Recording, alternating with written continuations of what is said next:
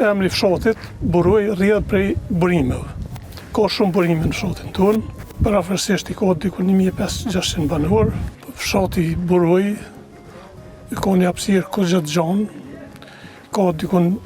parafërsisht i ka diku 1500-600 banor.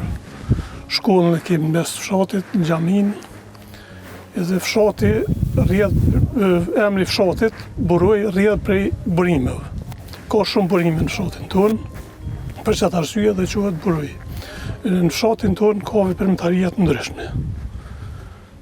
Fetare, kombëtare, edhe për ato edhe quhet si fshati Buroj dhe është i njoftën me veprimtaritë të fshatarëve.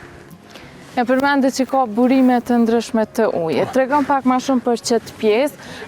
Kam qenë me një fshat një herë dhe ka pas diku mbi rreth 1000 krua të burimeve të ujit. A keni parafërsisht një numër se sa burime të ujit janë? Në fshatin tonë janë diku 4 burime. Para është quhet qeshmja e Burojës. Quhet kroni i Shejt, Topliki, edhe kroni i Hotit. Topliku, pse ky toponim? A i ka met prej? I ka met prej, qashtu e kanë quajtur gjithë Toplik. Në këtë pjesën këtu është. A më tregon për ujin, a është që njihet nashta këta ujë edhe për veti me vlera më të mira që i ka se në pjesë tjera, me qenë se pas ka shumë burime? Po, është uji i përdorshëm, uji i pijshëm, është sipas analizave që i kanë bërë se kanë pasur edhe sjellsin prej burimit kryesor qeshme e Burojës.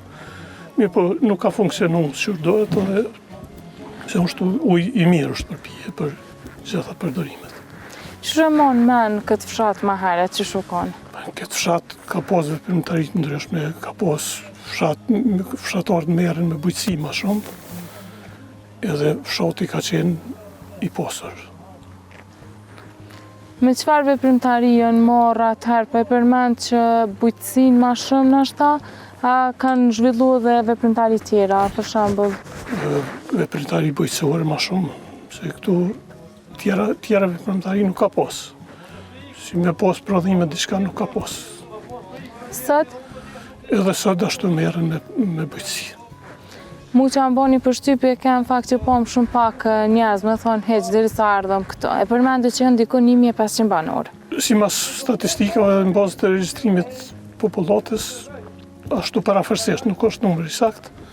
A ka pas ndaj ulje të numrit banorëve, për shembull njerëz që janë ikë prej këtij veni, Ka ulje të banorëve për arsye të migrimit në qytete, për çat arsye, edhe pse infrastruktura është parafërsisht e këndshme, ka ujësjellsin, ne kanë provu vitin e kaluar, ka kanalizimin, rrugët, mirë po punësimi, këtu janë veprimtaritë si s'kanë mujtë me gjetë njerëz vetën në mesin e fshatit. Pra kryesisht për shkak të punësimit janë largu prej këtu. Për punësimit edhe shkollimit, besa kushte pak më të mira po thojnë në qytet për çat arsye.